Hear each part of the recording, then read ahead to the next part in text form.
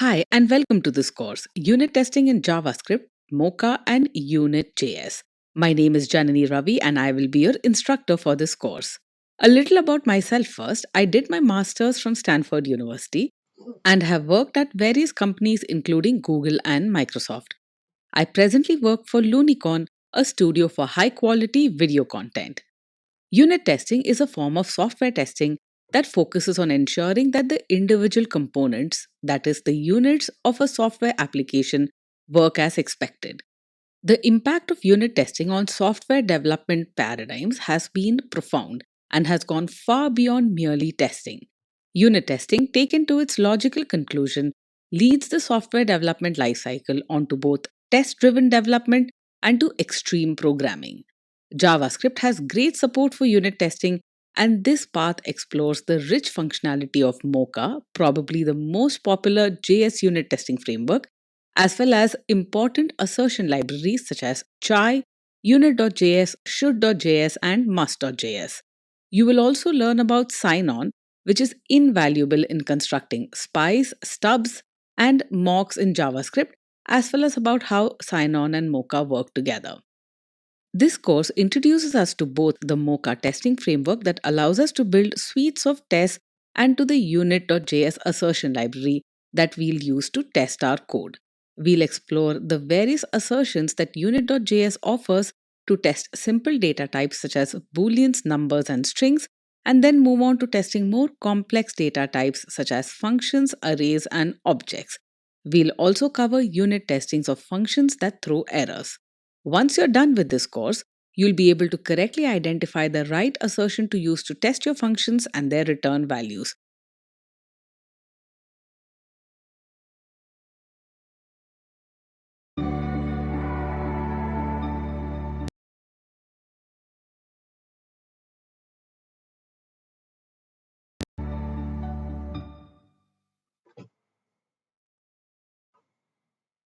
When you write code in a production environment, as you probably do within your organization, it's good practice to always have your code accompanied by unit tests. Unit tests are typically written by developers. These are individual units or software components which are tested using a suite of tests. Unit tests do not seek to test an application in an end to end manner. They do not seek to test the integration of your application with other components. Instead, reusable bits of code that you have within your components are tested individually to see whether they follow the right logic. Unit tests are important because these allow you to catch bugs before they become major problems in your production code. Unit tests are typically run at the time of check in, allowing you to detect your issues early. In order to run unit tests within JavaScript, there are many popular frameworks available. The framework that we'll work with in this learning path is the Mocha framework. Using the Mocha framework, we'll work with a number of different assertion libraries, such as the unit.js library, should, must, as well as chai.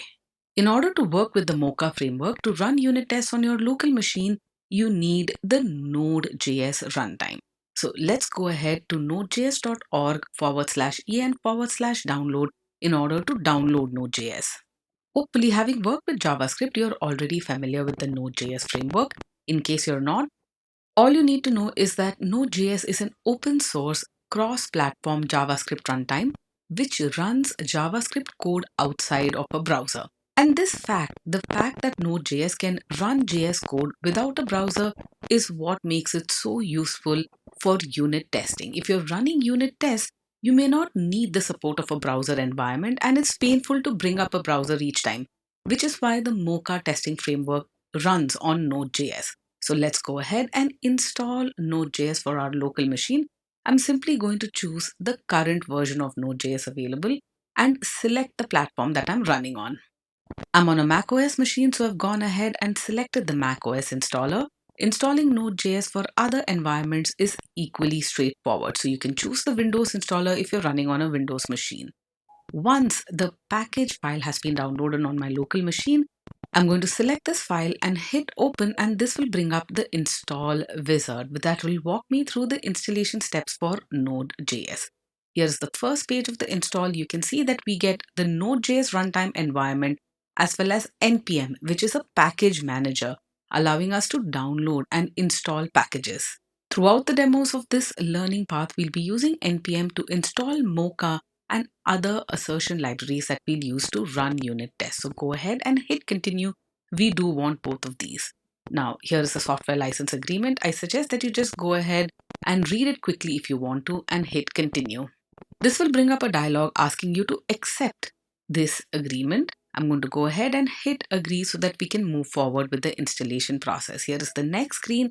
I'm going to hit continue. And here's where you'll get a choice as to where you want Node.js installed. I'm okay with this default location, so I'm going to go ahead and hit continue. This brings us close to the end of this install wizard, and I'm going to hit install to begin the installation process. This requires admin privileges, so make sure you have the privileges to install stuff on your local machine. You might have to wait for a minute or two for the installation to be complete. Go ahead and close this dialog, and this will bring up another window asking you whether you want to move your installer to trash. I'm just going to keep this for now, that's totally fine. And I'm going to switch over to my terminal window on the Mac. Don't be thrown by the terminal prompt that you see here. This is a custom prompt that allows me to see what directory I'm working in at any point in time. I'm under desktop and JS unit testing. I'm going to run the command which npm to check whether the npm package manager has been successfully installed. You can see the npm that we reference is in user local bin npm. That's where we had just installed this package. Let's go ahead and run the which node command that will allow me to see which node environment this command line utility points to. And this is user local bin node. In my Mac machine, this is what we have just installed using our install wizard. Let's take a look at our path variable, and you can see that user local bin is a part of my path environment variable. You can see somewhere in the second row /user /local /bin in the output. This means that I can access the node command line utility as well as npm directly from within this terminal window. Let's go ahead and run the node-v command to see the version of Node.js that we are working with. This is version 13.5.0, the latest version at the time of this recording. And for completeness, you can take a look at npm-v as well to know the current version of npm installed on your local machine. You can see that it's version 6.13.4 for me. Once again, the latest version at the time of this recording. Once we have Node installed on our local machine, we can go ahead and install the Mocha testing framework. Now, in order to work with Mocha, I'm going to create a new subfolder here called Testing with Mocha under my JS unit testing folder, and I'm going to cd into this subfolder, which is where we learn to write unit tests using the unit.js assertion library as well as should.js and must.js. So here we are in the Testing with Mocha subfolder. In order to initialize your Node.js runtime to run the packages and dependencies for the Mocha testing framework or for any framework that you plan to use, we first run the npm init command, and this walks you through creating a package.json file. This is the file that will manage the dependencies within your project. Now, we're not really configuring a complex package here, so you can accept the defaults for the most part. The package name is testing with Mocha. The version for this particular package, we can accept the default 1.0.0, accept the default entry point index.js as well, the default license. And when you get to the prompt, is this okay? Go ahead and accept yes. npm.init has now set up a package.json file within our current working directory. You can run an ls command and you can see the package.json file is available here. Let's open this up and see what this looks like. You can see that the package name is Testing with Mocha, version is 1.0.0. The entry point for this application has been set to index.ts. That does not concern us because we are mostly focused on the testing scripts. On line 6, you can observe that the scripts key has an entry for test. This is where we specify the testing framework to use in order to run tests using Node.js. We haven't installed the Mocha unit testing framework yet, which is why you see the entry here which says echo error no test specified. Your package.json for this project is not configured to run any unit tests yet. Let's fix this. In order to do that, let's head over to the terminal window and install the Mocha framework using sudo npm install -g mocha. This will install the Mocha framework on our local machine so that it's available for us to run our suite of tests. Now is a good point for me to introduce what exactly Mocha is all about, since we'll be using it extensively in this learning path. Mocha is a feature-rich JavaScript test framework, also known as a test runner. It runs on Node.js and on the browser, and it makes testing simple and easy and intuitive. Mocha is freely available for anyone to download and use. While there are other test frameworks available in JavaScript, such as Jasmine or Protractor, Mocha is by far the most popular, which is why we've chosen to go with Mocha. Go ahead and hit enter, and all of the packages corresponding to the Mocha testing framework will be installed. Now, in order to install and enable the Mocha library and all of the corresponding packages for this particular project, you need to run npm install dash dash save Mocha. This command here will add an entry in our package.json file in order to have the Mocha testing framework as a dependency in our project. So our project will now be able to access the Mocha testing framework. Once Mocha has been installed and has been enabled for this project, let's run an ls command to see what files we have here. Observe that we have a subdirectory here called node modules. Node modules will contain all of the packages and libraries needed to run the Mocha testing framework. All of the dependencies will have been installed as well.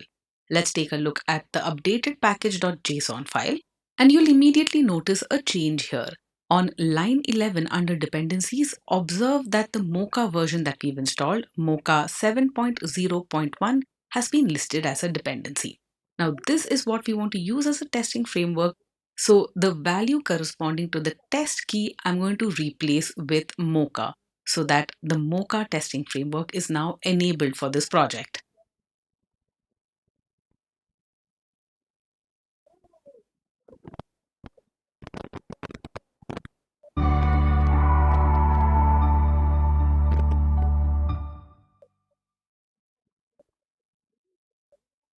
The first assertion library that we shall use with Mocha is one of the most popular ones. This is unit.js, and I'm simply going to install this library on my local machine using npm install unit.js.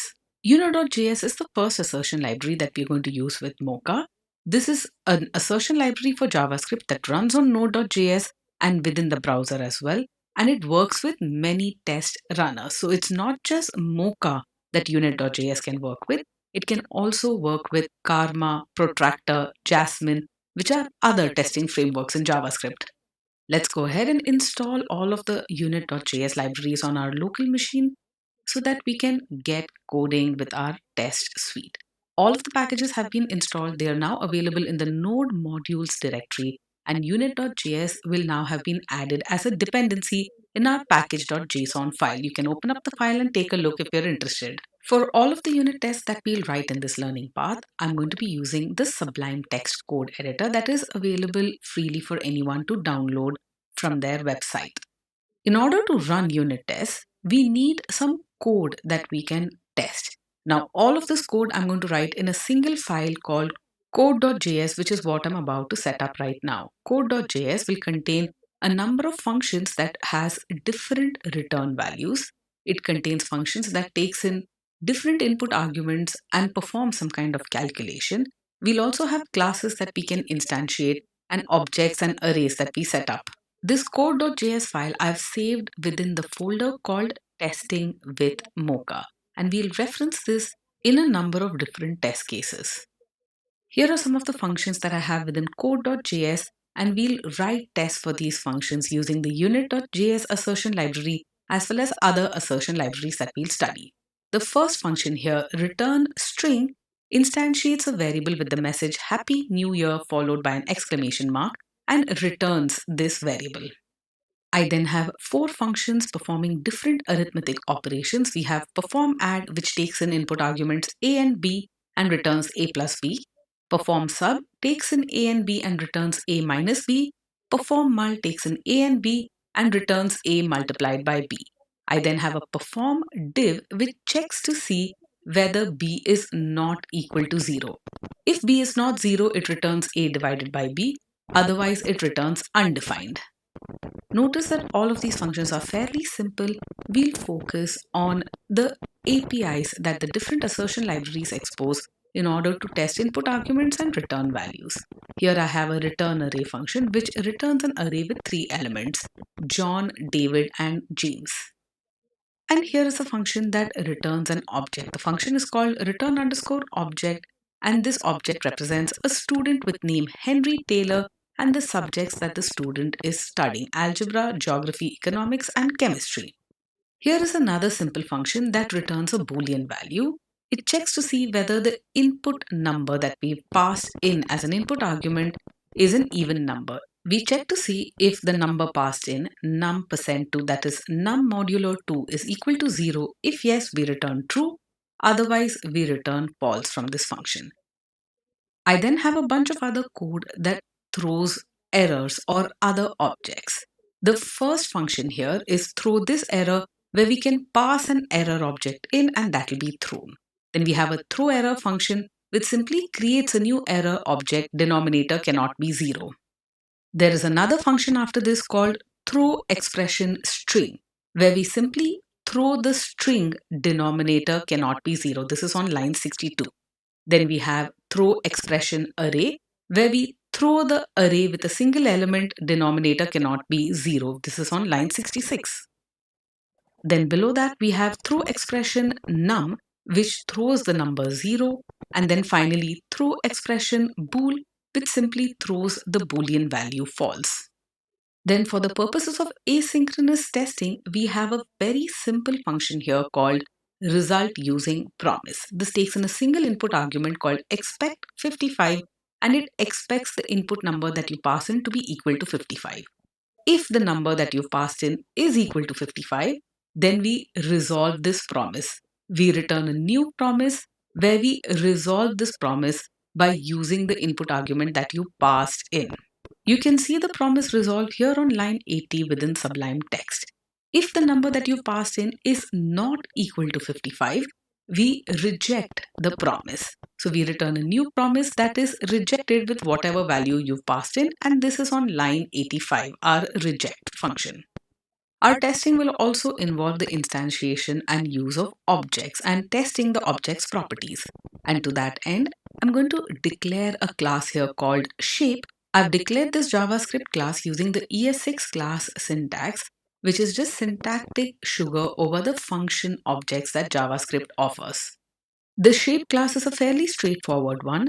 The constructor of this shape class takes in two input arguments, shape type and color, which it assigns to this.shapeType and this.color. There are two methods exposed from this class: getShapeType, which returns the shape type, and getColor, which returns the current color of this object.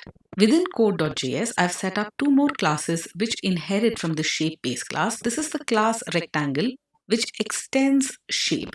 The constructor of this rectangle class takes in only the color input argument, and it calls the superclass constructor and passes in shape type as rectangle, and the color of this rectangle is available in the input argument that we have specified. The second derived class here is the class circle, which extends shape. The constructor takes in only the color of this circle, and this calls the superclass constructor and passes in circle as the shape type, and color is available in our input argument. I'll also set up a few helper functions to work with these shape objects, which we'll then test using our unit test. We have the return shape, which takes in shape type and color and instantiates a new shape object with the shape type and color. Return rectangle takes in a color and instantiates a new rectangle object. Return circle takes in the color and instantiates a new circle object. And at this point, we have our code.js file all set up. Make sure you export all of the functions and the classes that we have within this file using module.export so that they're available in other files for us to import and use.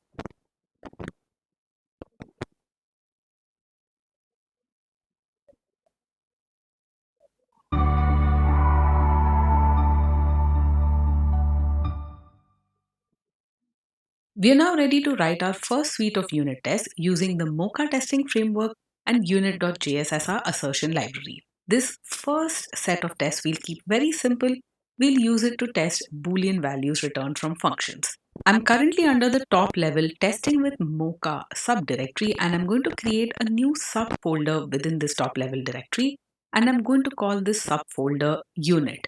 The reason I call it unit is because we're going to use the subfolder to place in all of our tests which use the unit.js framework. The name of the file that runs the first suite of tests using this unit.js framework is booltest.js. Go ahead and hit save and let's get started coding. The unit.js library, along with all of the assertions that it offers, is available as a node module, and you can import this module into your test code using the require unit.js command. Assign this to the variable unit, and it is this variable that we'll use to run the assertions to test our code. Now observe that our unit tests have this outer level describe function. You'll use the describe function within the Mocha framework to group together tests that belong to the same category. Describe is a function available as a part of the Mocha testing framework, and it's not part of unit.js. The first input argument to the describe function is the name of the category or group of tests. This name here is Boolean testing that I've specified on line 3. The next input argument is a function within which we invoke all of the individual tests that we want to run as a part of this test suite. Within this function, observe that we have invocations to the it function. It is an invocation to run a single test. To every invocation of it, you can specify a string indicating what exactly is being tested. For example, on line 5, we have testing boolean is true and is not true, and the second input argument here is a function. And within this function, we specify our assertions. We test the code that we want to test. The body of our first test case is on line 6 and 7, and it's very straightforward. We use the unit variable to invoke the bool function. We check to see that unit.bool true is indeed true, and unit.bool, and we pass in false here, is not true. Here unit.bool is the boolean asserter that accepts a boolean input argument and has many helper functions that you can invoke on the asserter. Is true and is not true are the most basic assertions. We have a second it invocation here on line 10 that comprises our second test case. Testing boolean is false and is not false, and within the function object we invoke the unit.bool asserter once again, and we check to see whether false is false, and the second assertion is where we pass in true to unit.bool and check to see that this is not false. This entire suite of tests should pass, and let's see how we can run it using the command line. We use the Mocha command in order to run tests, and on the command line we'll specify the test file that we want to execute, which is present in the unit subfolder / booltest.js. This will run all of the tests that are contained within the booltest.js file. Once you hit enter, you'll see the test code that we wrote execute, and the results will be displayed right here on your screen. Observe that the tests are divided into groups that you've specified using the describe function. So Boolean testing is what we specified in our first describe, that is our first group of tests. And within this Boolean testing group, we have individual tests that we run. The first test here defined using it is testing Boolean is true and is not true, and these tests pass successfully. And the second test tests Boolean is false and is not false, and this also passed successfully.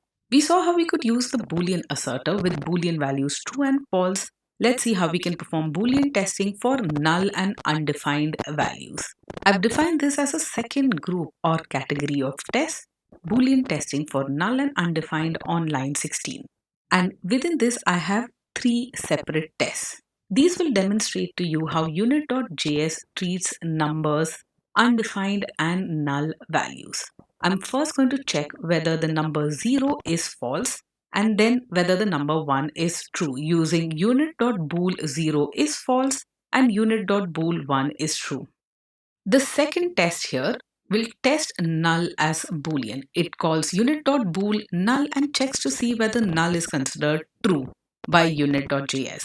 And the third test here tests undefined as boolean, and we call unit.bool on undefined, and check to see whether this is not true. Now let's head over to our terminal window and call Mocha to run our bool test.js file. And once you run these tests, you'll see a bunch of red within your terminal window, and this indicates that certain tests have failed. You can see that Mocha gives us a summary here out of a total of 5 individual tests, where each test is a it invocation within our code. Two have passed, that is the original two that we had written earlier, and three have failed. You can see that the first two tests under Boolean testing have passed, but the three tests under Boolean testing for null and undefined have failed. Let's look to understand why. The first is the assertion error for testing numbers as booleans. The assertion error says 0 must be a boolean. This means you cannot use the boolean asserter to test numbers in unit.js. 0 and 1 are numbers, and unit.js recognize them as numbers. You can't test them using unit.bool. So the code that we have written in our test case on lines 19 and 20 are not valid. And if you scroll down, you'll find that this is true elsewhere as well. Here is an assertion error which says null must be a boolean. So our code on line 24, unit.bool null is true. Well, you can't treat null as a boolean value in unit.js.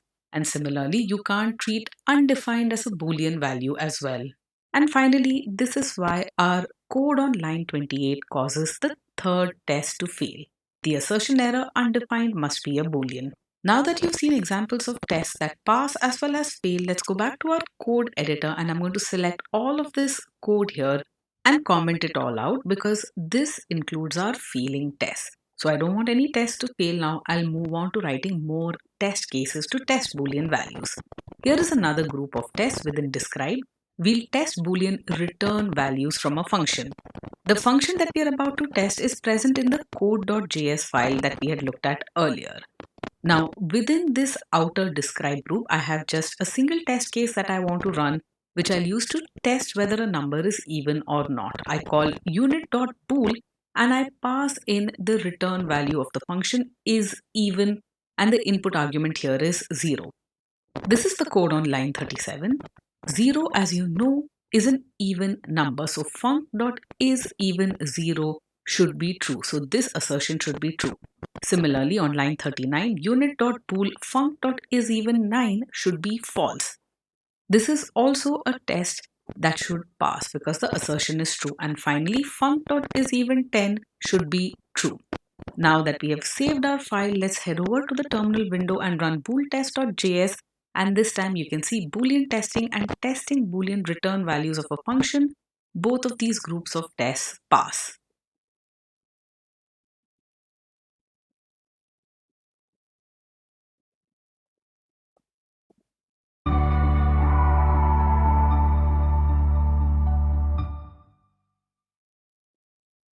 Now that we've understood how Boolean assertions work in unit.js, let's move on to string assertions. Units of code that you write might have to work with strings, and you might want to check whether these strings are a particular value or have a particular format, and that's when you'll choose to use string assertions, and we'll see this in the string test.js file. I'm going to paste in a whole bunch of code here within my text file, but don't worry, I'll walk through this code step by step. Let's scroll to the top and let's see what our require statements are. I've required unit.js, that is our assertion library, and I've assigned it to the variable unit. I also have a require statement for code.js, which is one level up. We are in the unit folder within the top level testing with Mocha folder. But code.js is present in the testing with Mocha folder, and I've assigned this to the func variable. The first group of tests that we have here will test strings for equality. We'll use the starts with and ends with to check for prefixes and suffix of strings, and we'll also test the length of strings. The first test case that we'll run is to check whether the value that we are testing is indeed a string. And for that, we use the string asserter in unit.js. We simply call unit.string, and this will check to see whether the input argument that we passed in is indeed a string or not. If the input argument is not a string, this test will fail. Now I've passed in a string in quotes here some string to be tested. This is on line 7. Let's use the string asserter once again, and I do this on line 11. That is our next test case, where I check the return value of the function return underscore string, and I call unit.string to check to see whether the return value is a string. The third test here within this group on line 14 checks to see whether a string is empty or not. So I call unit.string, that is our string asserter, pass in the return value from the function return string, and I invoke is not empty. This will check to see whether the string returned from this function is empty or not, and it will fail if the string is empty. Our next test case here within this group starts on line 18, and we check to see the equality of strings using is and is not. So we use the unit.string asserter, and we test the return value from the return underscore string function, and we check to see whether it's equal to Happy New Year with a capital H and an exclamation mark at the end. The second assertion here on line 22 within this test checks to see whether the returned string is not equal to Happy New Year. Note the lowercase h.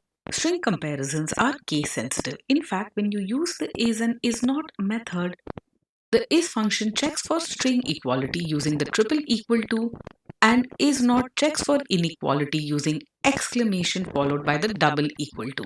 But with is and is not, string objects, that is, strings that you instantiate using new string in JavaScript, are equal to string literals, those that you specify within quotes. I'll scroll down a bit and take a look at some of the other test cases that I have here within this group. On line 25, we have a test which tests for strings using is identical and is not identical to. This uses a stricter form of equality. It uses the triple equal to for equality and the exclamation and the double equal to for inequality checks, and string objects are not equal to string literals as well. We check to see whether func.return string is identical to Happy New Year, the capital H and the exclamation is in there, and whether this is not identical to Happy New Year with the lowercase h. These tests should pass as well. Let's move on to is equal to and is not equal to on line 32. If you want your comparison checks to be performed using the double equal to and the exclamation equal to, you'll use the is equal to function and the is not equal to function. This will not perform strict type checking of variables. So the number 100 will be equal to the string 100. That will return true for is equal to. In our case here, we are checking our return string function. We are checking to see whether what it returns is equal to Happy New Year with a uppercase H, and it's not equal to Happy New Year with a lowercase h. We also have helper utility assertions for starts with and ends with. We'll check to see whether return string returns a string that ends with exclamation. We know it does. And whether it starts with capital H. We know that is true as well. And finally, it's also possible for you to use the string asserter to check for the length of a string using the hasLength method, as you can see on line 47. Here I use my string asserter to check whether the returned string has a length of 15. Now that I have this group of test cases, I'm ready to run this. Let's switch over to the command line and run stringtest.js. And as you can see, our entire group of tests have passed. Now in this group of tests, we performed very simple equality comparisons between what our function returned and what we were asserting.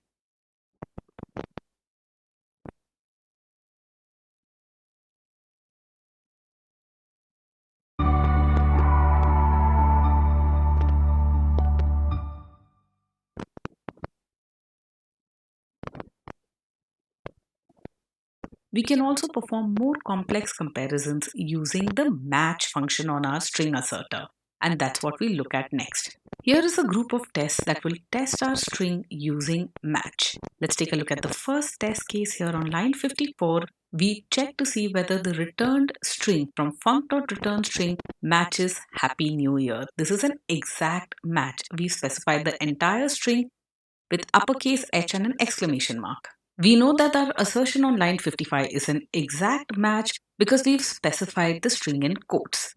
The match function can also be used with regular expressions, as you can see on line 56. I use the string assertion and I want to check that the string returned from the function return string has the word year within it. When you specify regular expressions, you enclose the regular expression that you're looking for within forward slashes. Here, match will check whether the return string matches the regular expression year, that is, whether it contains the word year. Just like the match function, the string asserter also supports the not match function, which can be used with strings as well as regular expressions. Take a look at line 60 here. We check to see whether the string returns does not match the word world. World is a regular expression specified within the two forward slashes. The match function, which is part of the string asserter, can be made even more customized. If you have a very specific kind of match that you want to perform, instead of just matching on a regular expression or a string, you can pass in a function to the match. This you can see on line 64 here. We have a function which takes in a single input argument it. It will hold the string that we are about to test, that is the string under test, and within this custom function, we can perform any kind of comparison that we are interested in. Here I've performed a very simple triple equal to comparison to check to see whether it is equal to Happy New Year with an exclamation mark. But once you have a function, you can perform any kind of check on this string. Let's move on to the next test case starting on line 69. And here we use the match each function on the string asserter to match a number of different options that we have specified in the form of a list. Match each takes in a list where you can specify different kinds of matches that you want to perform on a string. The first of these matches in our list is a regular expression for the word new, and we want this match to be performed in a case insensitive manner, which you can see from the /I at the end. The next match is for the word year within the return string, and the third match we have specified using a custom function. This function takes in an input argument it, which is the string itself, and we want to check that it is equal to Happy New Year, triple equal to Happy New Year. This is the match each. I'm going to scroll down a bit here to take a look at the three other test cases that we have within this group. Let's take a look at line 75. We check to see whether the string has a specific value using has value. We check whether our return string has the value new, which we know it does.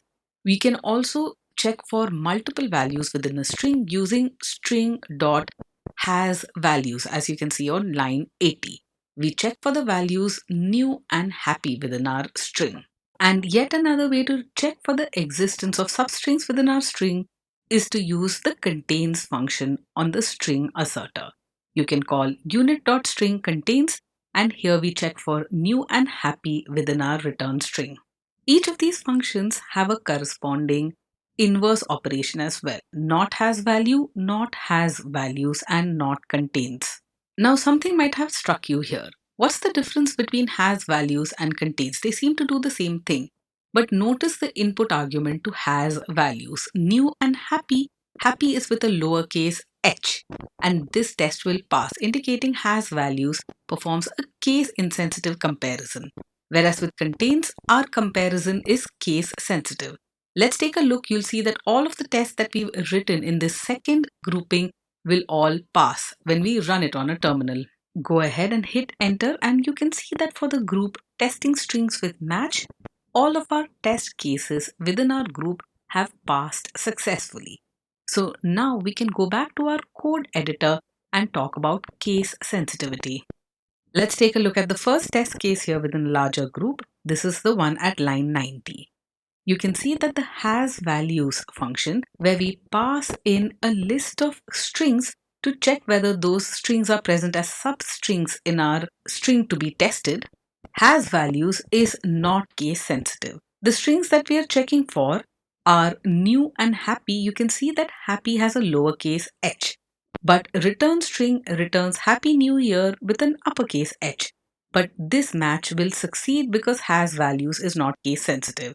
You can see that we have another has values asserter on line 95, and this time we perform a check with new and happy, but happy has an uppercase h, which matches our Happy New Year string perfectly. However, on line 99, when we use string.contains performs a case sensitive comparison. So when we check for new and happy, where happy has a lowercase h, that test will fail. And let's confirm this by heading over to the terminal window and running string test.js. Go ahead and hit enter, and you can see that we have one test which hasn't passed. This is the test at the very bottom. String.contains is case sensitive. Has values, however, is not case sensitive. Those tests pass. If you scroll a little below, you'll see more details on this assertion failure. You can see that Happy New Year must include happy in a lowercase h, and that did not succeed because string.contains is case sensitive. Let's go back to our code editor and switch the lowercase h to be an uppercase h. Back to our terminal window, and this time all of our tests should pass. Go ahead and run string test.js, and you can see that all 18 of our tests are now passing.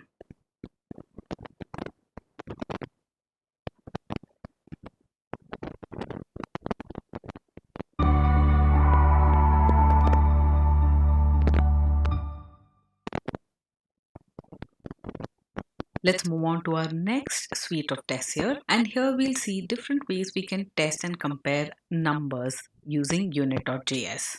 We'll include the unit.js library using a require statement, and we have one group of tests within a describe statement called testing numbers. And within this, we'll explore different test cases and different functions that we can use to test numbers that may be return values from our functions that we invoke. Unit.number is the number asserter within the unit.js library. Let's take a look at the first set of tests here, where we test numbers using is and is not. The is function, as seen on line 6 and 7, checks for equality using the triple equal to in JavaScript, and is not checks for inequality using the exclamation and the double equal to. But number values are equal to number literals. Let's take a look at line 6 and 7, where the number 100 is 100 and the number 100 is also equal to 10 multiplied by 10. But clearly the number 100 is not equal to 101, and the number 100 is not equal to the string 100. So remember, the triple equal to is strict equality. It also checks for the type. So strings are not equal to numbers. It's also possible to test numbers using the match function, and this can perform some interesting kinds of tests. So unit.number 121, it of course matches the number itself 121, but 121 also matches 1, 2. The digits 1 and 2 are present consecutively in 121, which is why this match is successful. You can also match 2, 1, as you can see on line 16. This match will also be successful. If you're looking to see whether a certain number matches the digits that you have specified, you can use the match each function, which you can see on line 20. The number 1, 2, 3, 3, 4 matches each of the list 1, 2, 3, 4 that we have specified. All 4 of these digits are present in the original number under test. You can also use the isValid function to test numbers. Across the unit.js library, isValid is an alias of the match function.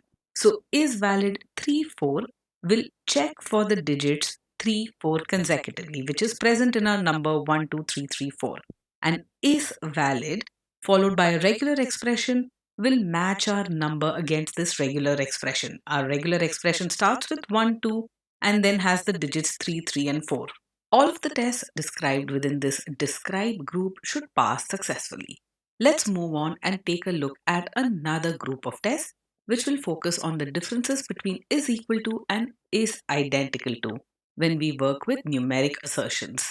Just like we saw with strings earlier, is equal to and is identical to are both ways of performing equality comparisons. While performing equality checks, when you invoke is equal to, this checks using the double equal to sign, which means it's not checking for strict equality. The double equal to ignores the type differences between the values on either side of the double equal to sign, whereas the triple equal to checks strictly for types. So numbers can be equal to only other numbers, it cannot be equal to a string, for example. Let's take a look at is identical to here. The number 100 is identical to 100, the comparison is between two numbers, this test will pass. The number 100 is identical to 1000 divided by 10.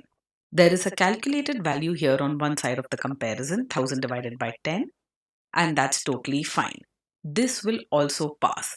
But if you try to see whether the number 100 is identical to the string 100, well, this will fail because numbers are not equal to strings even if the string holds the same value as the number when we use the triple equal to for comparison.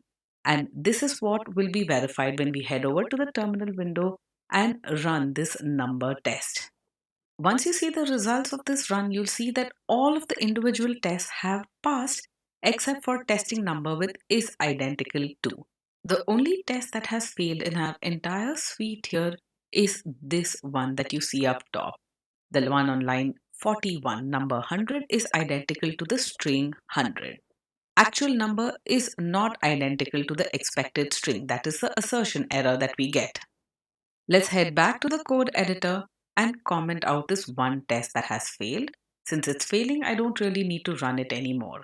Now let's go ahead and take a look at how is equal to works now that we have figured out how is identical to works. The is equal to function on our number asserter uses the double equal to for comparison. So unit.number 100 is equal to 100, that will pass on line 45. Unit.number 100 is equal to 1000 divided by 10.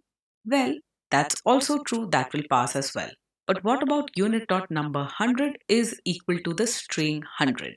Because the double equal to does not check for strict equality of types, this will pass as well. Let's head over to the terminal window and run the number test.js and you'll see that this is true. The most interesting of all tests here is the last one, where we check the number 100 with the string 100. When we perform this comparison using is equal to, this will pass since it does not check types. Now that we've understood this, let's move on and see some other ways that we can use to test numbers using unit.js. Here is another group of tests that we run. Number testing with between, before, after, and less than. Now it's quite possible that the code under test, the one that you're going to write unit tests for, doesn't return an exact number that you compare with, which is why some of these other methods can prove very useful. You can check whether a particular number is between two numbers using the isBetween function. Take a look at line 61, 62, and 63. Unit.number is between 90 and 110. 100 is also between 100 and 110. And the number 100 is between 90 and 100. IsBetween checks to see if a number is within a range and both ends of the range are included in the check. All three tests will pass. You can also use isNotBetween to make sure that the number under test is not within a range. Our assertions on 67 and 68 check to see whether the number is not between 110 and 120. We know that this is true.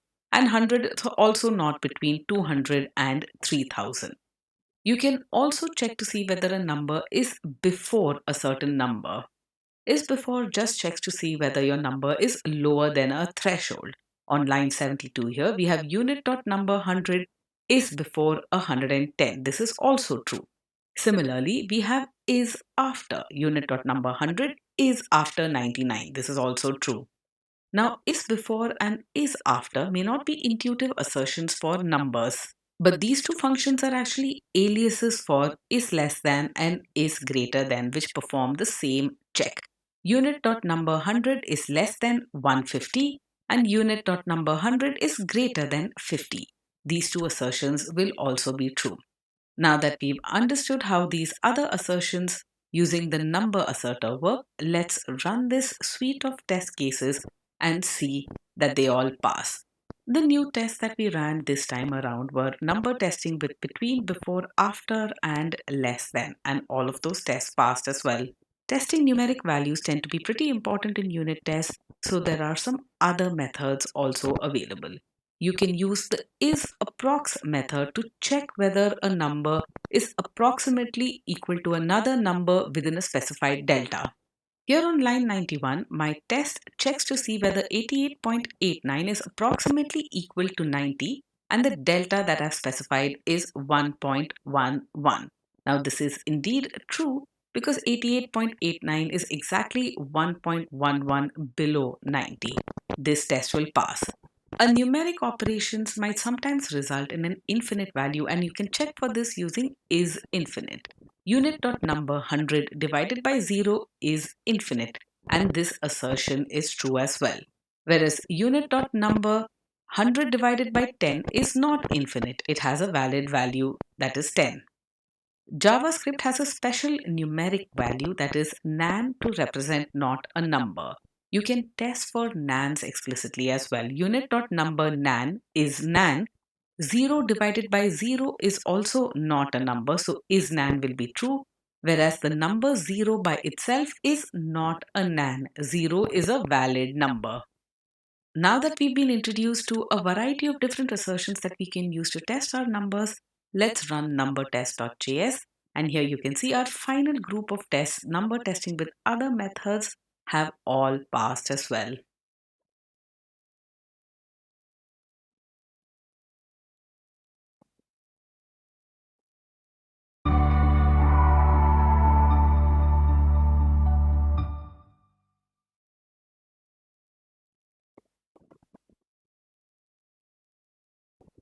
In this demo, we'll explore a few assertions that you can use to compare function objects in unit.js. Function test.js is the JavaScript file where we'll write our test cases and run. Some of the functions that we are about to test lie in the code.js file, which is one level up from the folder where we have our unit tests set up. In code.js, we'll be specifically working with the functions that you see defined here. Perform add, which adds two numbers. Perform sub, which subtracts one number from another. Perform mul, which multiplies two numbers. And perform div, which divides the first number by the second. Since JavaScript is a functional programming language, functions are just objects. So you can test function equality using a number of different equality comparisons. Let's take a look at this group of tests that we are about to run. We have a reference function here, which is equal to func.performAdd. This is the perform add from code.js that we saw earlier. On line 9, we check whether the reference function is function.performAdd, and we also check whether the reference function is not func.performSub. Equality checks for functions using is, checks for function equality by content, and if possible does so recursively. It also handles circular and self-referential objects. For most parts, it asserts strict equality using the triple equal to, but instances of the same class with a value of function are compared by its output. If you're comparing plain objects, they are compared recursively, and if you're comparing instances of the same class, they are also compared recursively. Next up, let's look at is identical to and is not identical to. Just like with numbers and strings, this compares using strict equality, including types, the triple equal to sign and the exclamation double equal to for not equal to. And finally, is equal to and is not equal to uses the double equal to for comparison, that is for equality checks, and the exclamation equal to for inequality checks. All of the checks that we've set up here are fairly simple, and all of these individual tests should pass. Let's head over to the terminal window and run function test.js in order to verify this. You can see that function testing using the different equality comparison operators have all passed. Let's move on and let's take a look at some other function assertions. The function asserter in unit.js also supports match and not match methods. Both of these allow you to pass in a custom function which you can use to customize the kind of comparison that you want to perform. Let's take a look at the match method first on line 28. The function under test here is the performAdd function from code.js, and our custom function here takes a single input argument 8. 8 is the function object under test, and we can invoke this function and check its result. For example, we invoke it with the numbers 3, 4 and check to see whether the result is triple equal to 7, which it should be. We know that 3 plus 4 is equal to 7. Similarly, let's use the not match method with a custom function. This function also takes in a single input argument called it. I invoke it, which is the function under test, pass in 3 comma 4, and we want to check whether it is equal to 5. Now this should not be a match because 3 plus 4 is equal to 7 and not 5, which means our not match assertion here will be equal to true. The result of our custom matcher returns false, which is not a match. Now, this seems a little confusing, but once you look at it a couple of times, it'll seem more intuitive. Let's go over to the terminal window and run function test.js, and you can see that the function testing using match has been performed successfully. Now, it's quite possible that within your code, you have certain functions that throw errors, and you want to ensure that an error is indeed thrown when that function is invoked. And for that, we have the is error assertion. Take a look at line 41 here. Unit.function func.throw error. If you remember from code.js, throw error throws a new error with a message denominator cannot be 0. Our test here will check to see whether the result of invoking this function is an error. Save this file, head over to your terminal window and run mocha function test.js, and you can see that the function testing with errors, this test also passes. Invoking the throw error function was an error as expected.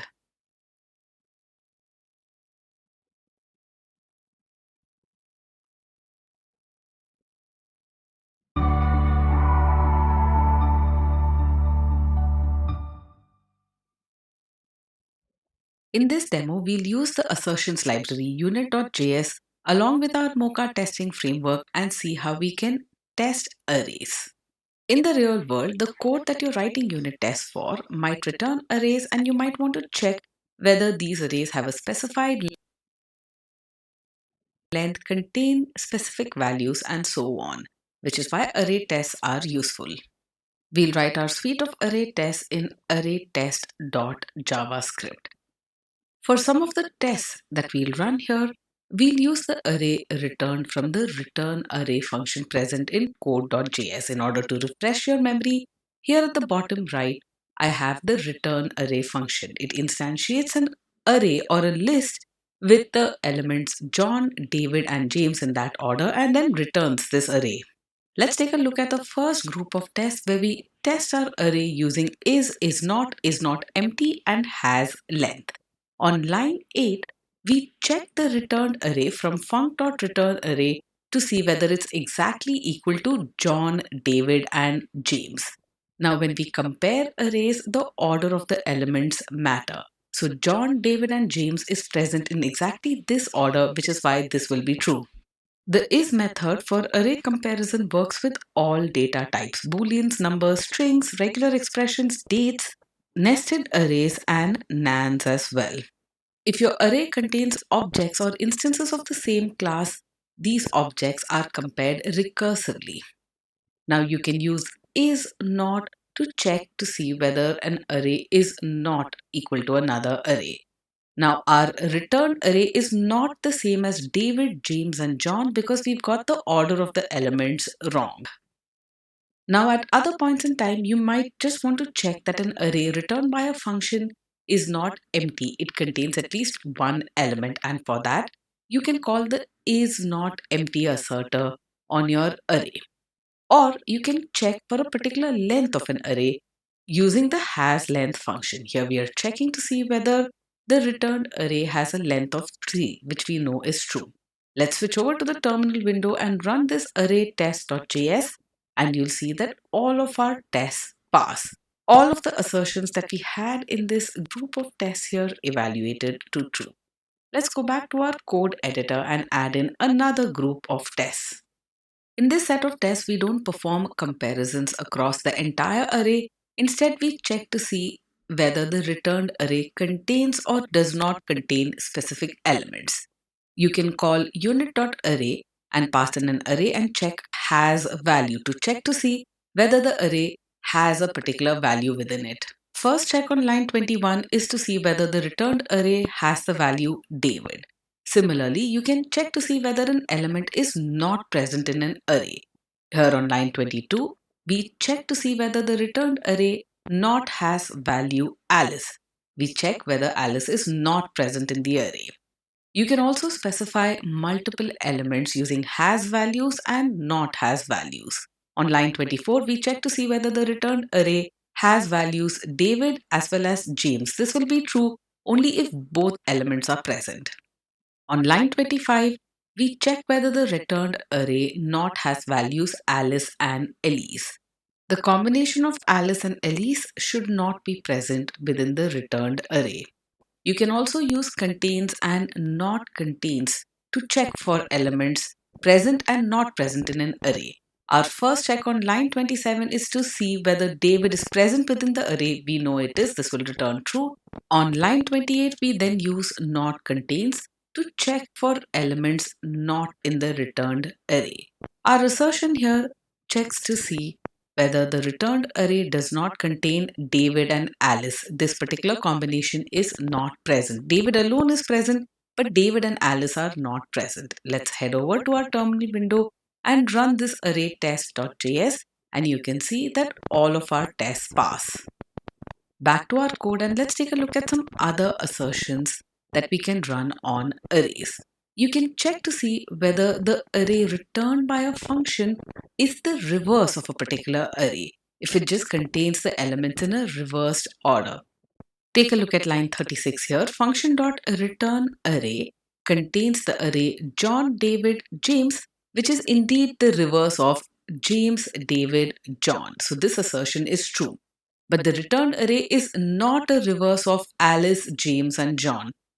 The element Alice is not present in the array at all, so is not a reverse of will be true.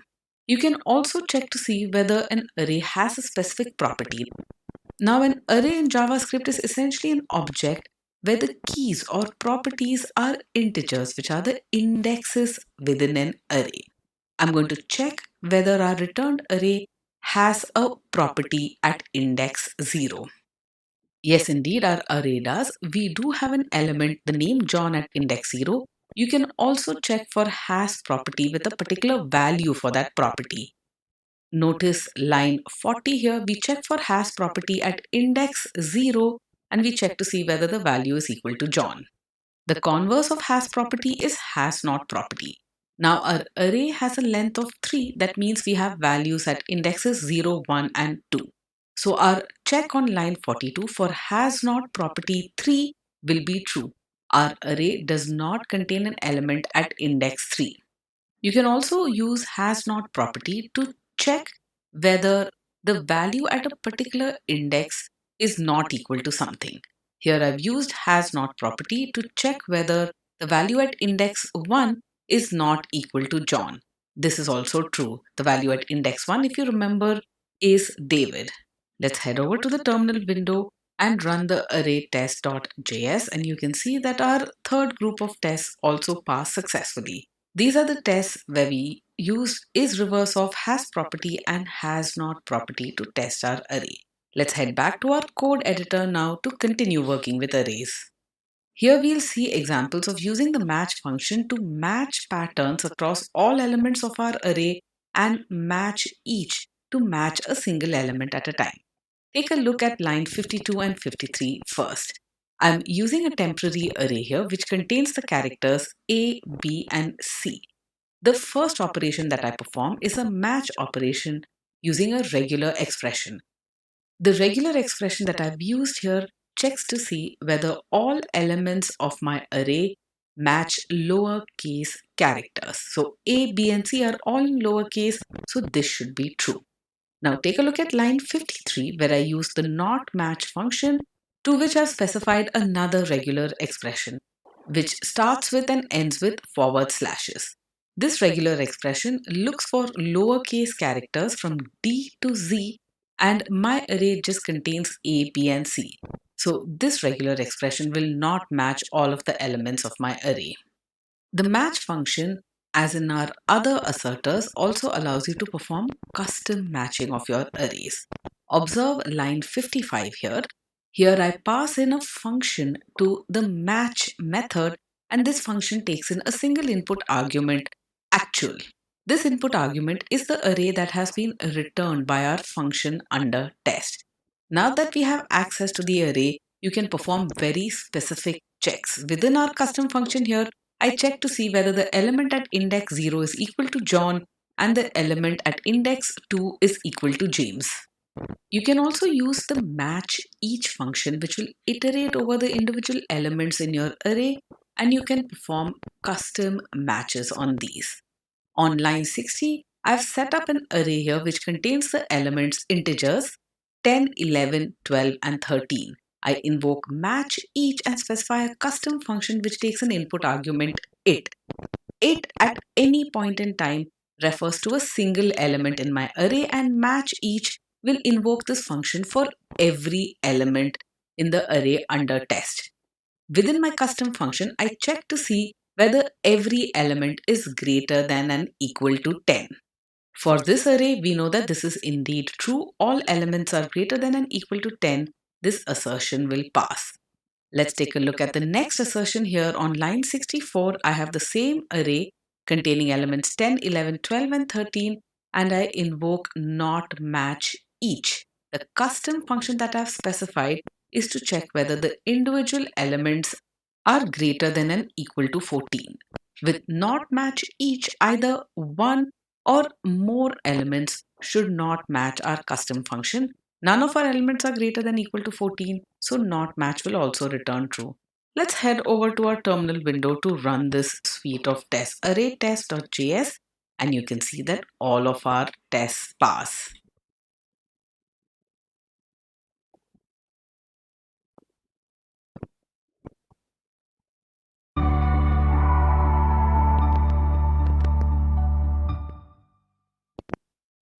If you're working with JavaScript in the real world, it's quite possible that you have objects or instances of classes to represent the different entities in your system. Let's take a look at the support that unit.js has to test these objects. We'll import unit.js using the require function as well as the code.js file where we have a bunch of helper methods setting up objects. Now, before we go ahead with the unit test for objects here, let's switch over to code.js and refresh our memory for the different kinds of ES6 classes that we had defined and also objects that we have created, instances of these classes. Here is the class shape that is constructed using two properties, shape type and color. And we have two methods, one to return the shape type and one to get the color. We have two derived classes that inherit from the base shape class. This is the class rectangle and the class circle. The constructor for both of these just take in a value for color. The shape types are rectangle and circle respectively. We also have three helper functions here. Return shape instantiates a new shape with the shape type and color that you specify. Return rectangle instantiates a new rectangle object of the color that you specify, and return circle instantiates a new circle object with the color that you specify. With this refresher out of the way of what's in the code.js file, let's move on to seeing how we can test objects using the unit.js assertion library. Here is our first group of tests, object testing 1. We'll test objects using is identical to and is equal to. The first thing that we do here is instantiate a triangle object by invoking func.returnShape.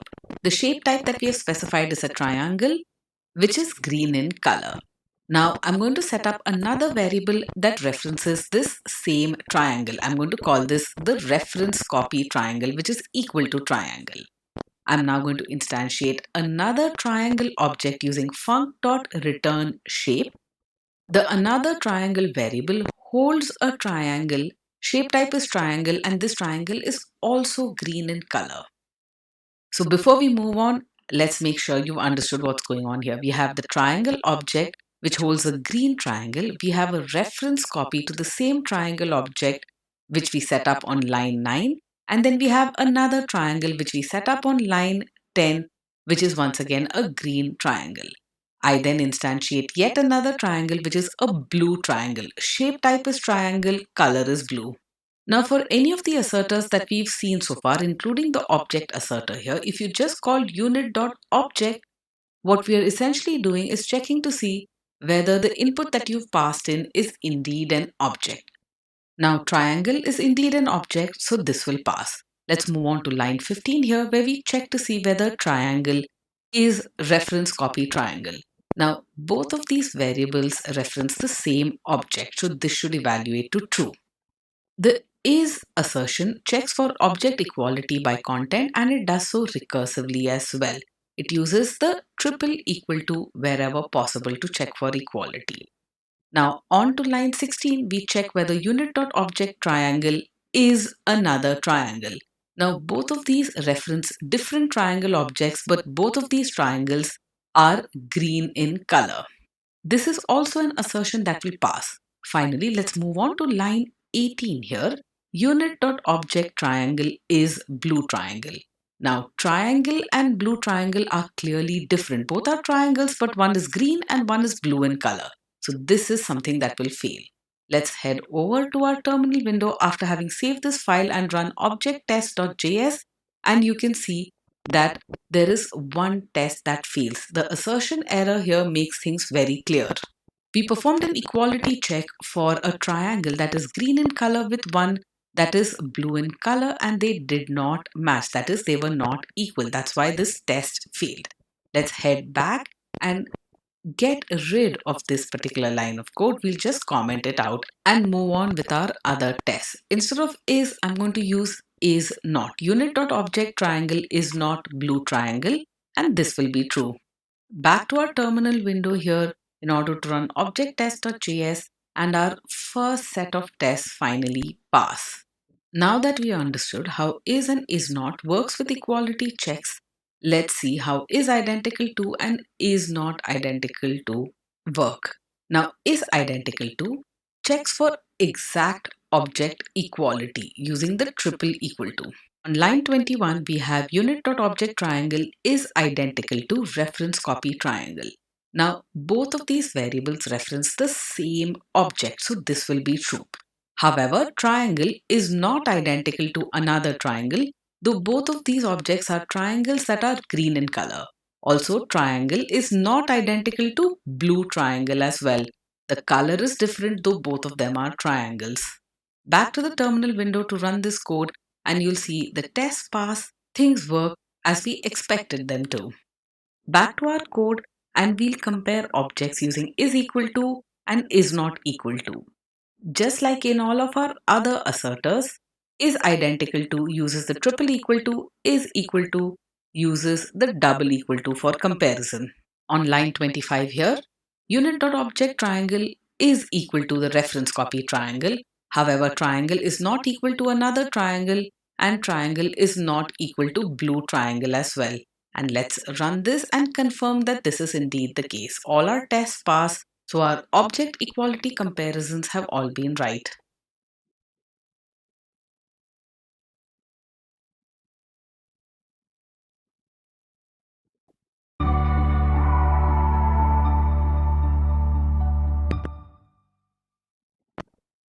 In the real world, if you want to test functions that return objects or test whether an object has been constructed correctly, just equality tests may be a little limiting. There are other techniques and other methods available in unit.js for object testing. Let's explore a few of these.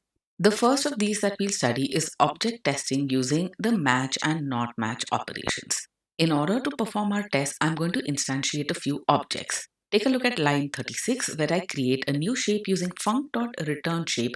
This is a green triangle. That's what the shape object holds.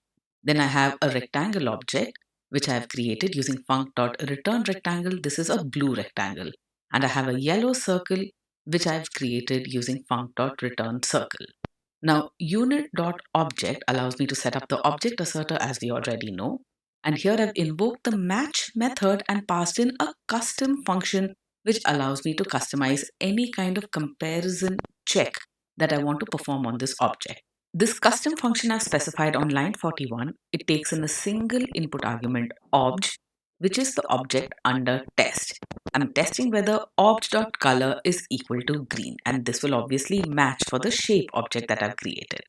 The next test on line 45 is again a custom function where I take in an input argument obj and I check whether the shape type is a rectangle. This is also a match for my rectangle object. And finally, I have a third custom function here on line 49 where I check that obj.shapeType is equal to circle. And this is a match for the circle object. Before we move on to look at other assertions here, let's switch over to our terminal window and run object_test.js, and you can see that all of our tests pass. So the way we work with the match method has been correct. Now that we've understood how the match method works to test an object, let's take a look at a few examples where we use the not match method. On line 53 here, we have a not match method that we invoke on the shape object. We pass in a custom function here, and the input argument object, that is our shape under test, we check to see whether the object color is yellow and the shape type is rectangle. This is obviously not a match for our green triangle. Observe here on line 54 that I've performed two custom checks for my object under test. A check for the color and a check for the shape type. You can customize your check in any way using any logical operations and, or, not, and so on. Let's look at another not match assertion. Here, I test the circle object and I check to see whether its shape type is rectangle. This is obviously not a match. And the last one here on line 61 is I check a rectangle and test to see whether its shape type is a circle. So this is again not a match. After writing a few assertions, I always like to run my tests to see whether they run. This is good practice when you're writing unit tests in the real world as well. So all of our tests seem to have passed. Let's move on and write some more tests for objects. We'll continue using the match and not match functions. Match and not match work with objects instantiated using ES6 classes. They work with regular objects as well, which we've instantiated using the type literal notation. For example, on line 65, we have some obj here which contains a greeting hello, a score 87, and an ID that is a numeric value. I'm going to test this sum obj using the match method where I check whether obj.greeting is equal to hello. This is obviously a match. I perform a second test here on line 71 where I check whether obj.greeting is equal to hello and obj.score is equal to 87. This is once again a match. And finally, here at the bottom on line 75, I have a not match assertion. I check whether obj.greeting is high and obj.score is 87. Obj.score is 87, that part is true, but obj.greeting is not equal to high. So this is not a match. Let's head over to the terminal window, run our test suite once again to make sure that the new tests pass. They all do. So we can move on with our object assertions. This time we'll test our objects using is arguments and is not arguments. Now, if you work with JavaScript, you might be aware that JavaScript offers a built-in object called arguments, which holds the list of arguments that a particular function has been invoked with. Unit.js offers a way to test this built-in objects to ensure that the arguments are what you'd expect when you invoke a particular function. The function that we are about to test here is stored in this variable function on line 85. This is a function that takes in three input arguments A, B, and C. Our assertions to check whether a particular object is the built-in arguments object available within a function will be written within a function. On line 86, we call unit.object on arguments, which is the built-in JavaScript object holding the arguments passed into this particular function. And we call isArguments to see whether this is indeed the arguments object. This assertion is true. We then set up a list of A, B, and C and check to see whether this is the built-in arguments object. Even though this is a list of the arguments passed into this function, it's not the built-in arguments object, so is not arguments will be true. Then, just for completeness, we set up a random list with any number of elements. Here I have a list with the numbers 1, 2, 3 and assert that this is indeed not arguments, not the built-in arguments object. I'm now going to invoke this function on line 93 with the arguments 4, 5, 6 and see whether my assertions fail or whether they pass. They should all pass. Let's switch over to the terminal window and run obj.test.js. Our third group of tests, object testing 3, passed successfully, indicating that unit.js successfully identifies only the built-in arguments object as arguments. Now let's move on and add some more tests. Here is another group. Here we'll explore the unit.js assertions to check whether an object is empty and the length of an object. On line 102 here, I've set up an empty object with just the curly brackets. I've also set up another object that is not empty. It contains the greeting hi and a score of 34. You can check whether an object is empty and assert using unit.object is empty. We check whether the empty object is empty, that's true. And on line 107, we'll check whether the non-empty object is not empty. This assertion is also true. An empty object has a length of 0. So unit.object empty obj has length 0. This assertion should be true. Our non-empty object has two keys and corresponding values. So its length is 2. So has length 2 for the non-empty object should also be true. Let's quickly run this group of tests to make sure that everything passes and everything works as we expect. The group of tests that we just added, object testing 4, all pass.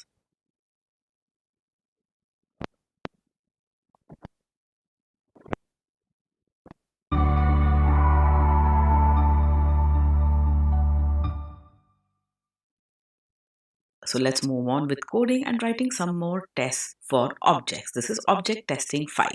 We'll see how we can test objects using is instance of and is not instance of to check for inheritance.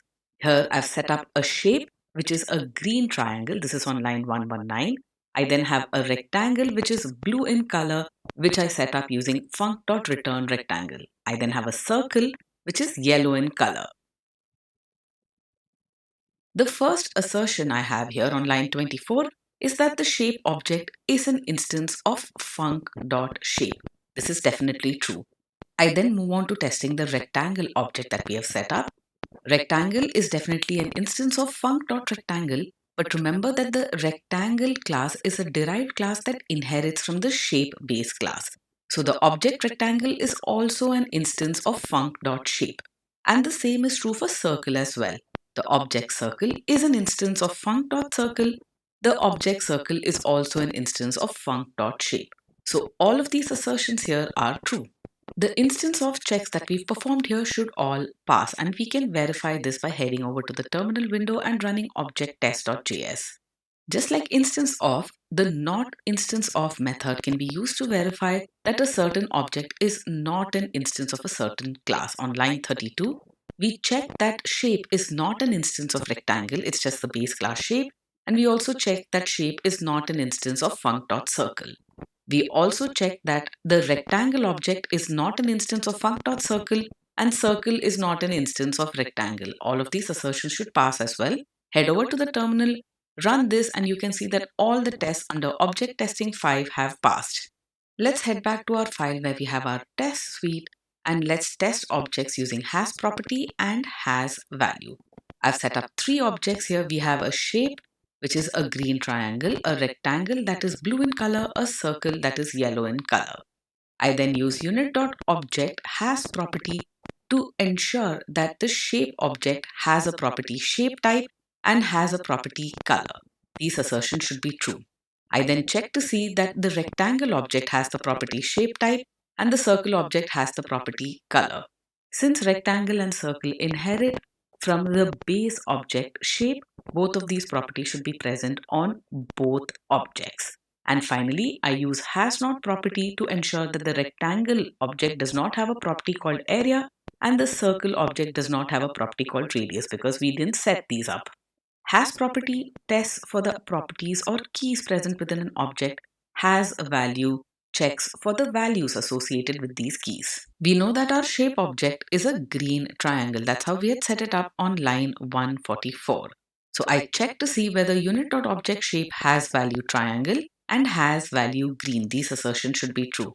And I check whether the rectangle object has the value rectangle, that is the shape type, and the circle object has the value circle, that is the shape type as well. These tests will help verify that the derived classes of the base shape class pass in the right shape types to the base class constructor. All that's left now is to save this file and run our suite of object tests on our terminal window, and all of our tests pass.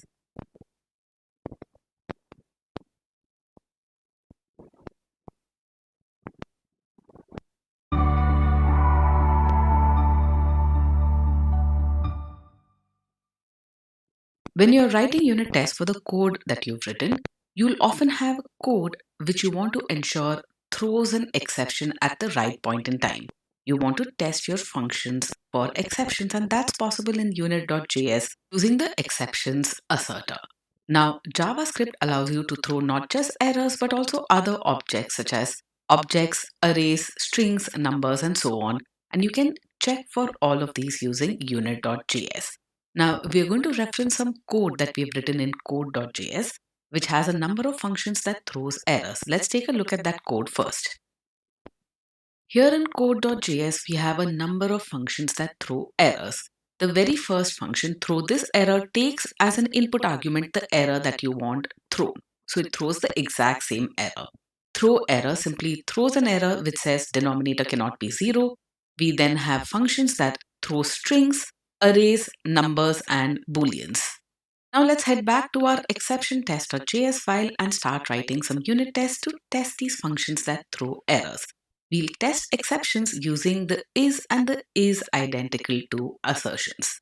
Unit.exception func.throwError will simply assert that the throwError function throws an error. It raises an exception. It doesn't check for what exactly this function throws. It just checks that this function does throw. Let's move on. On line 10, we call unit.exception on func.throwError, that is our function, and we check to see whether that error is equal to this error object. New error denominator cannot be 0. And then on line 11, we check to see whether func.throwError is equal to new error but with a different message, some other error. Now it turns out that the is assertion just checks to see whether the function throws an error. It does not actually compare the message included in the error. Both of these checks here on line 10 and 11 will be true. And you can check this by running this code. Let's run Mocha unit exception test.js and you can see that all of our tests pass. The is function only compares the errors and not the error messages. Let's see another example of this. I'm going to set up a new error object here, var error is equal to new error, which is some custom error. And I'm going to then set up a trigger function that will throw this custom error. This trigger function simply invokes the throw this error function in our code.js file, which throws the same instance of the error that we've declared on line 13. Then I check to see whether unit.exception trigger function is error. This assertion will be true. The next check that I do here is to check whether trigger function throws an error, which is some other arbitrary error. New error denominator cannot be 0. Both of these assertions will be true because is just checks that these functions throw the error object. It does not check the content of the errors. This is something that can be easily verified by heading over to our terminal window and running exception test.js, and you can see that all of our tests pass. All of our assertions are true. Let's head back to our code and then use the is not assertion. Is not will ensure that what the function throws is not equal to a certain object. So func.throwError we know throws an error object. It's not equal to the random object that we've set up here with some random key and some random value. Let's switch back to the terminal window and run this bit of code and make sure that this is not assertion passes as well. And yes, indeed, it does. Unlike the is equality check, there is also the is identical to, which checks for the exact same instance of an object. So func.throwError is identical to new error denominator cannot be 0, even though func.throwError throws an error object that has the same message is identical to will fail. Is identical to passes only if the exact same object reference is thrown.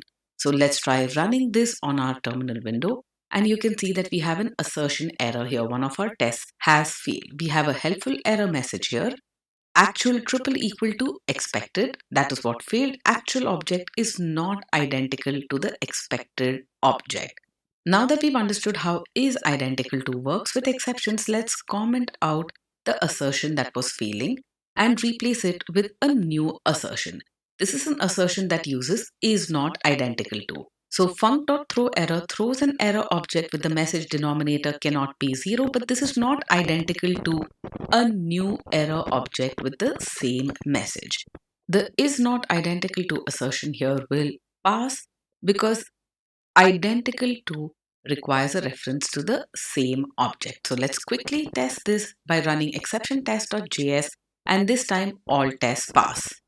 Let's go back to our testing code here and add in a test using is identical to that will pass. I'm going to test whether the trigger function throws an error that is identical to my error variable. This will pass because the error variable I've defined and assigned on line 13, which has the message some custom error, and the trigger function invokes throw this error, which simply throws the same instance of the error that we pass in. So is identical to will be true. So let's go ahead and run this test, and you'll see that all of our tests pass. Now that we understand how is and is identical to work, let's move on to some other exception tests that we can perform using unit.js. You can check to see the data type of what a function throws. For example, on line 30, we are checking to see that func.throw_error throws an object. We then check to see whether that object is of type error using isError. That's on line 31. You probably already know that in JavaScript, it's not just errors or exceptions that can be thrown. You can also throw strings. On line 33, I check to see whether the function throw_expression_string throws a string. The next line checks whether throw_expression_array throws an array using isArray. We then check whether func.throw_expression_num throws a number using the isNumber assertion. And finally, we check to see whether func.throw_expression_bool throws a bool using the isBoolean assertion. All of these assertions serve to check the data types of what these functions throw. Let's head over to the terminal and do a quick sanity check for these different kinds of exceptions to see whether our assertions pass. Since they do, we can move on with writing more test cases for exceptions. Now, you might have functions that throw objects and arrays and strings, and you want to check whether these are empty. Maybe you want them to be empty, maybe you don't. There is a handy is empty and is not empty assertion for exactly this. For exceptions, I have three methods that I have defined starting line 44 going up to line 52. The first of these functions, the empty object function, throws an empty object as defined by the empty pair of curly braces. Then we have the empty array function that throws an empty array, as you can see from the empty square brackets. I finally have a function called empty string function that throws an empty string. You just see the quotes there. I then use the unit.exception asserter to check whether the empty object function, empty array function, and empty string function throw objects, arrays, and strings respectively, which are empty. This I do using the isEmpty assertion. Then we have the throw_expression string and throw_expression array functions in code.js, and those are definitely not empty, and I assert this using isNotEmpty. This is on line 58 and 59. Once again, I do a quick sanity check to see whether these tests pass, and as they do, I can move on with writing more tests. I'm going to explore some more methods that I have to test exceptions. This time I'll use the match and the not match methods. This is the method that you would use if you want to specifically test some properties of the exception using regular expressions or other kinds of pattern matches. Now, func.throw_error throws an error object with the custom string denominator cannot be 0. The first match that I perform on line 67 checks for exactly this. It checks for the exact match of the string denominator cannot be 0. You can also perform pattern matches for your error strings using regular expressions. Observe line 68. Here we test the function throw_error to see whether the exception that it throws matches the word denominator. This we do using a regular expression, as you can see from the forward slashes, which form the prefix and suffix of our match input argument. We then check whether the throw_expression string function matches the word cannot. We also perform the same match test on an array. Func.throw_expression_array throws an array, and we check to see whether the array elements match the word 0. They do, because the array element contains the string denominator cannot be 0. And finally, we test func.throw_expression_string to see whether it does not match the word numerator. The word numerator is not present in the string that is thrown, so this assertion will also be true. And finally, let's close out this demo by running exception test.js. All tests pass, indicating our understanding of match and not match is indeed correct.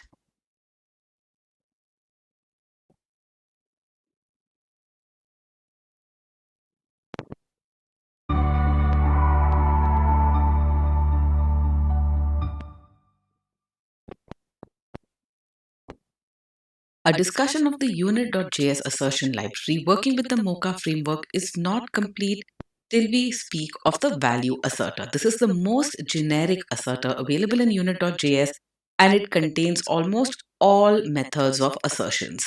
Unlike other asserters that we've seen so far, the value asserter does not assert the type of a particular input argument that you specify. The value asserter is neutral and it accepts any input argument, whether it's a number, string, boolean, undefined, null, etc.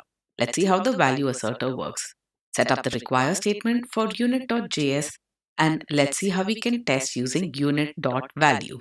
I have a number of tests here. Let's start with the most basic test on line 5, testing using is equal to and is not equal to. In order to use the value asserter, you call unit.value.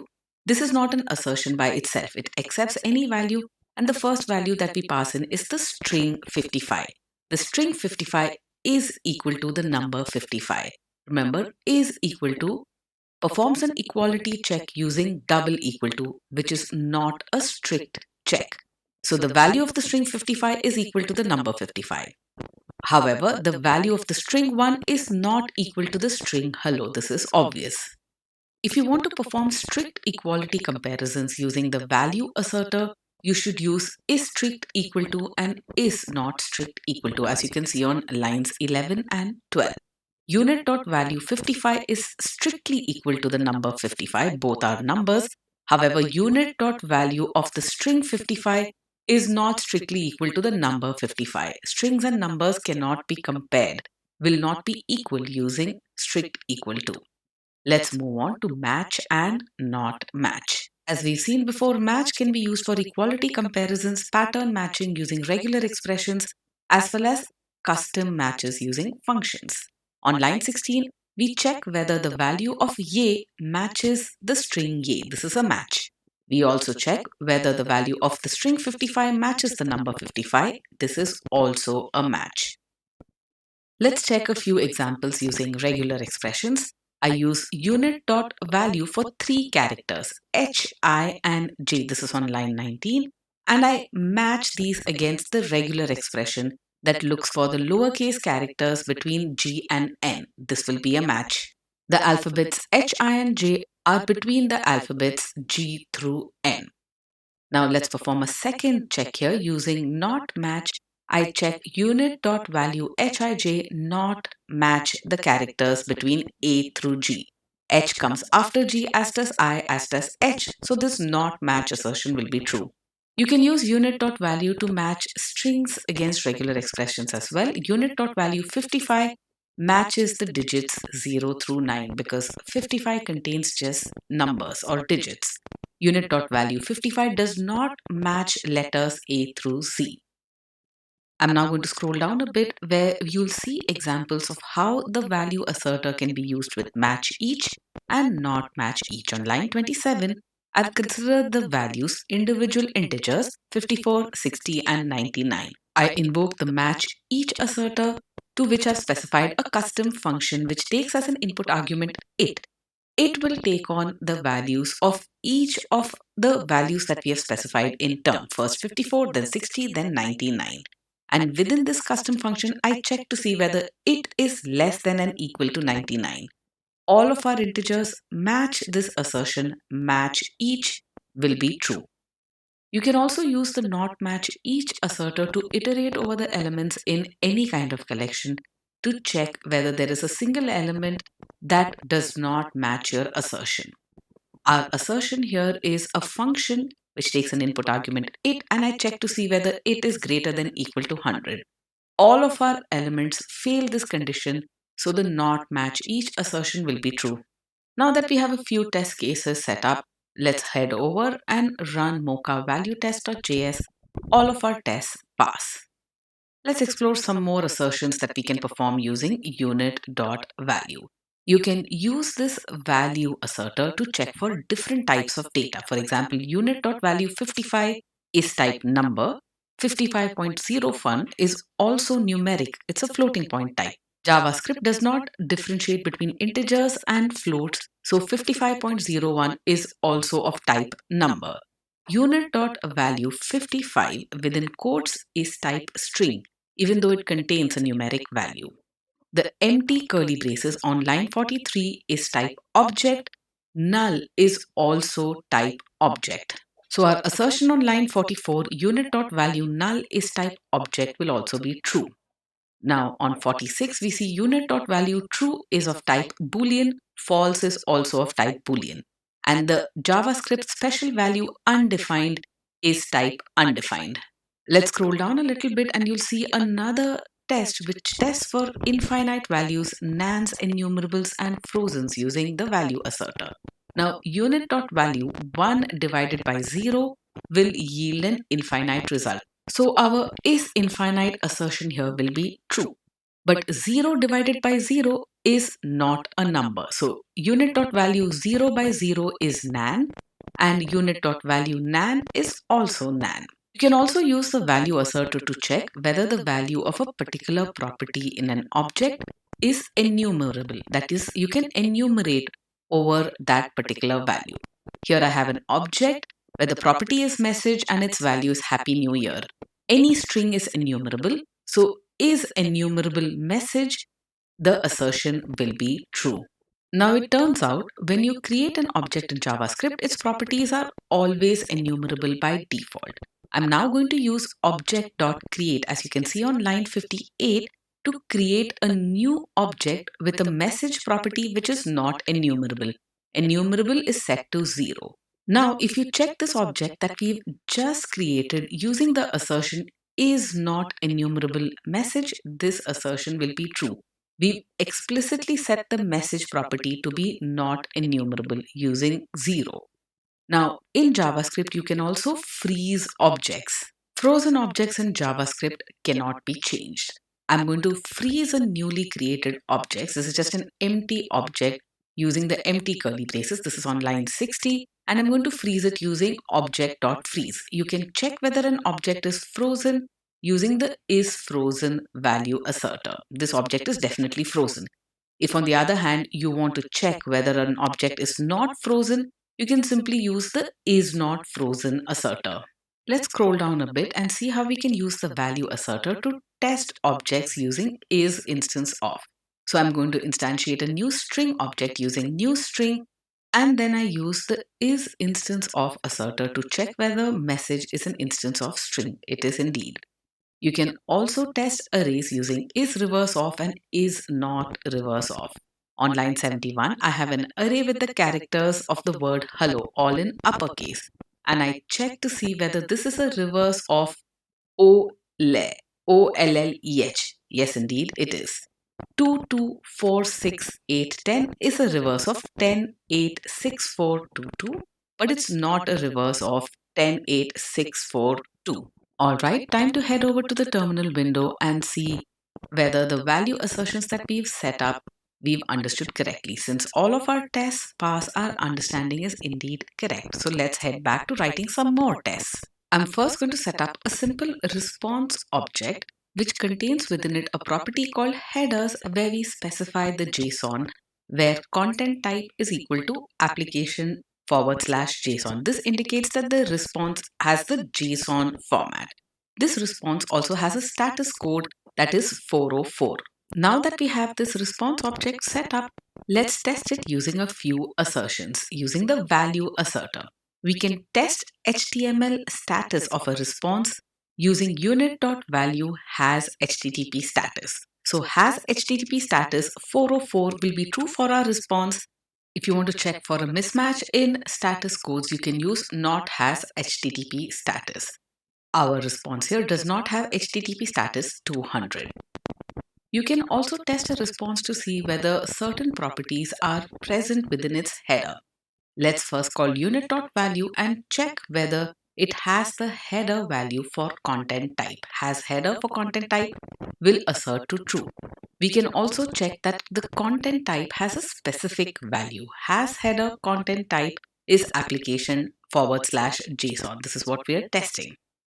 If you want to check that your response does not have a particular kind of header, you can use not has header.